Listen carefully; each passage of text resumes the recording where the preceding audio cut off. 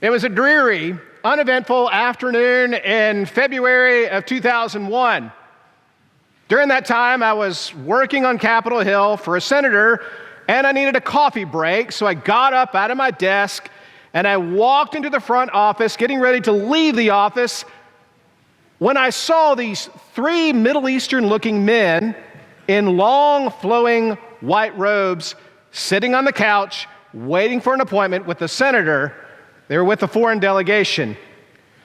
So I remember going to our front desk receptionist. Her name was Christine. I said, "Christine, who are these guys?" "Oh, well, they're from a country called," I forget, "Afghanistan. And they are members of a ruling party called the Taliban." Huh, never heard of that. So I said, "Well, I'm off." I didn't think much of it. And I wasn't alone, because with the exception of a few members of Congress, not many people were thinking about terrorist threats. Just wasn't on anyone's radar screen. Well, 7 months later, the heavens shook as the World Trade Towers collapsed, the Pentagon was damaged, and a plane crashed in Pennsylvania. People fainted with fear and foreboding over what had fallen upon the world. Everything changed in an instant, and an era of uncertainty emerged. I remember distinctly that day walking out of my townhouse, and I could see plumes of smoke. You could smell the fumes, and just sort of wandering to the Capitol Hill reflecting pool. And other people walked to the Capitol Hill reflecting pool as well. It wasn't organized, and it was dark. They had turned off the lighting in D.C. for whatever reason. We didn't know what would happen. We didn't know if another attack would occur. All you could see was the spotlight in the Pentagon as they were trying to manage the damage. And so we gathered together, probably about 200, and somehow candles were passed. We lit candles in the darkness, and there was silence. And in the silence, I felt prayers. I felt people whispering deep prayers. Strangers, they came together as one. They gathered in the darkness. It was a powerful statement. It was an act that pushed back on fear and chaos. And we weren't the only ones. There were people throughout this country and in the wider world who came together, lit candles, sat in the darkness, and prayed. Together, they confronted fear and darkness with light and with hope. For me, that was the first time in my life that I realized, wow, we live in an unstable world, and everyone, no matter where you live, appears vulnerable. Few of us did not expect, more recently, a worldwide pandemic.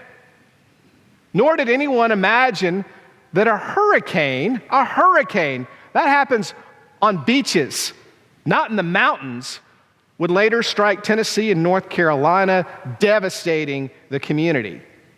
Again, it was a reminder is that no one in this world is isolated from danger. We are all vulnerable. Are you sufficiently depressed now? Because I know I am. Now, Luke's gospel also sort of appears depressing and hopeless. Jesus forewarns distress among the nations, confused by roaring seas and waves. He says people will faint with fear and foreboding of what's coming upon the earth. Jesus is not a fatalist. He's a realist. He's telling us that we live in a broken and unpredictable world full of chaos and division. He tells us that there are things not always in our control. And he's right. So, how do we respond? What is the hope in all of this? Well, Jesus is specific. He says, be awake, be on guard, Don't dull the senses through idle drunkenness. And he says this is really important. Don't be weighed down with worry. Instead, be alert, observe. But most importantly, pray. Prepare for the unexpected by cultivating an inner prayer life. For when we cultivate that inner prayer life, we connect more deeply with God.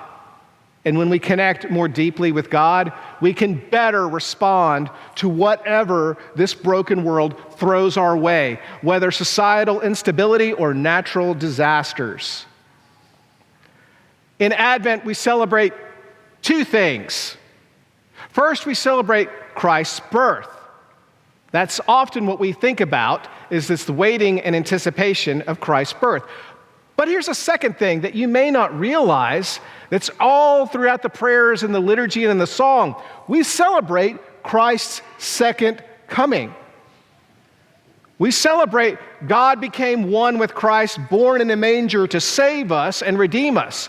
But we also celebrate that Christ will come back again to save us, heal us, and redeem us. That's what Advent teaches. And that's why we light candles each Sunday, because each candle, bit by bit, grows brighter and brighter, swallowing up the darkness. It reminds us that God, through Christ, is with us at all times and in all places, giving us strength, peace, and courage to face whatever we have to face, whether in the world or deep within ourselves.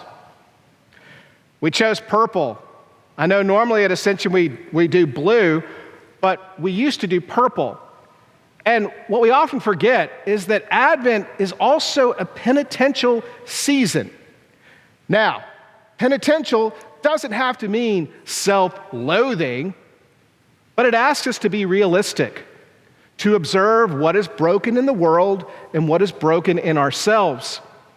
Again, it's not self-loathing, but when we look within ourselves and what is broken and sick, which is what sin is, we can better ask God to heal us and make us whole. So Advent teaches us to prepare, wait, and examine and observe ourselves and the world around us and within, so that we can better receive God's healing grace through Christ, first in a manger and eventually in Christ's second coming. We do so by not only remembering the birth, but waiting in hope that one day God will heal all of this brokenness, not only in the world, but in our lives. I learned that in 2001 while gathering with strangers in the dark, lighting candles and offering prayers. Not a whole lot was in our control at that point, but what was in our control was gathering together with hope, lighting candles, piercing the darkness, and praying, waiting. So, let us heed Jesus' words. Embrace this penitential season of Advent fully through prayer, awareness, and preparedness. May the lighting of Advent candles be a reminder that God's light swallows up the darkness, both in this broken world and in our own lives. For when we see God's light, we can better see God's light deep within us. And when we look to God's light deep within us, we can better sense God's grace. And when we better see God's grace through the light, we can receive it more fully and completely, knowing that one day we and the whole world may become one with God and God with us. O come, Emmanuel.